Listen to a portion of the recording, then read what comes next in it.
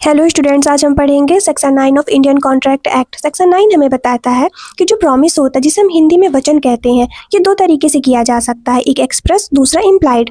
हम ये भी कह सकते हैं कि कॉन्ट्रैक्ट करते समय जो हम ऑफर देते हैं, जिसे हम प्रपोजल कहते हैं, या फिर उसे जब हम एक्सेप्ट करते हैं, वो भी दो तरीके से किया जा सकता है, एक एक्सप्रेस, दूसरा इम्प्लाइड। एक्सप्रेस को हिंदी में अभिव्यक्त बोलते हैं और इम्प्लाइड को हिंदी में विवक्षित बोलते हैं। एक्सप्रेस का मतलब क्या होता है कि जब भी हम कॉन्ट्रैक्ट करते समय जो प्रपोजल देते हैं या फिर जो उसे हम एक्सेप्ट करते हैं, तो जब हम शब्दों द्वारा बोलकर या लिखकर कॉन्ट्रैक्ट करते हैं तो वो एक्सप्रेस कॉन्ट्रैक्ट कहलाता है। हिंदी में उसे अभिव्यक्त संविदा कहते हैं। इम्प्लाइड का मतलब क्या होता है, जब भी हम कॉन्ट्रैक्ट करते समय जो ऑफर देते हैं, प्रपोजल देते हैं और जो हम उसे एक्सेप्ट करते हैं, तो जब हम शब्दों के द्वारा बोलकर या लिखकर नहीं करते, दूसरे तरीके से करते हैं, वो हम एग्जाम्पल देखेंगे, तो उसे हम इम्प्लाइड कॉन्ट्रैक्ट कहते हैं। सेक्शन 9 यही बताता है कि जो प्रॉमिस होता है वो एक्सप्रेस भी हो सकता है और इम्प्लाइड भी हो सकता है। तो चलिए एक्सप्रेस कॉन्ट्रैक्ट एक एग्जाम्पल देखते हैं।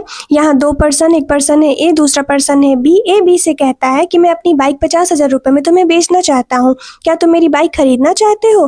बी बोलता है हाँ, मैं तुम्हारी बाइक खरीदने के लिए रेडी हूँ।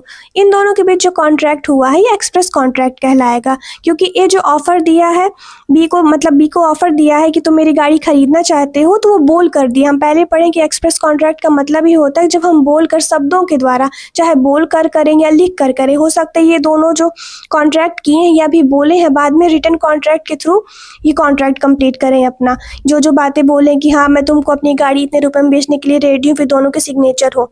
लेकिन जो भी कॉन्ट्रैक्ट हो रहा हो तो बाई वर्ड्स रहा है। ए बी से बात कर रहा है, फिर बी ए से बात कर रहा है, तभी तो दोनों के बीच कॉन्ट्रैक्ट हुआ है।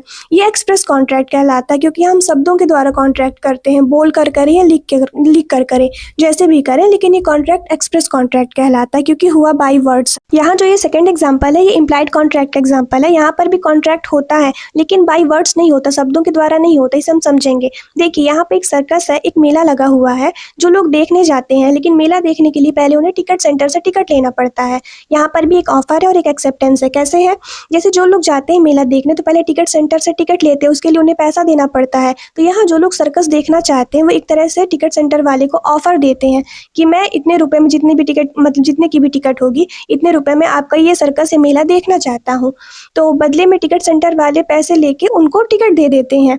तो वो एक तरह से उनके ऑफर को एक्सेप्ट कर रहे हैं कि हाँ ठीक है, टिकट दे के वो ये उनके ऑफर को एक्सेप्ट कर रहे हैं कि हाँ आप इस टिकट से अपना सर्कस देख सकते हैं। यहाँ देखा जाए तो वो लोग ये इस तरह बोलते नहीं है कि मैं इतने रुपए में आपको ऑफर देता हूँ, फिर वो टिकट सेंटर वाले बोले कि हाँ ठीक है मैं आपके ऑफर को एक्सेप्ट करता हूँ। इस तरह बाई वर्ड्स ना तो बोलते हैं ना लिखते हैं, चुपचाप वो लोग जाते हैं, टिकट सेंटर में पैसा देते हैं और वो टिकट सेंटर वाले उनको टिकट दे देते हैं। बट यहाँ भी एक तरह का ऑफर हुआ, एक्सेप्टेंस हुआ, और एक तरह का यहाँ भी कॉन्ट्रैक्ट है, बट वो शो नहीं हो रहा है, इसलिए इसे इम्प्लाइड कॉन्ट्रैक्ट बोलते हैं, विवक्षित संविदा बोलते हैं। आई होप आपको सेक्शन 9 अच्छे से समझ में आया होगा। सेक्शन 9 सिर्फ इतनी ही बात करता है कि जो कॉन्ट्रैक्ट है वो एक्सप्रेस भी हो सकता है और इम्प्लाइड भी हो सकता है। जब हम कॉन्ट्रैक्ट बाई वर्ड्स करते हैं, शब्दों द्वारा बोलकर या लिखकर करते हैं, तो एक्सप्रेस कॉन्ट्रैक्ट कहलाता है।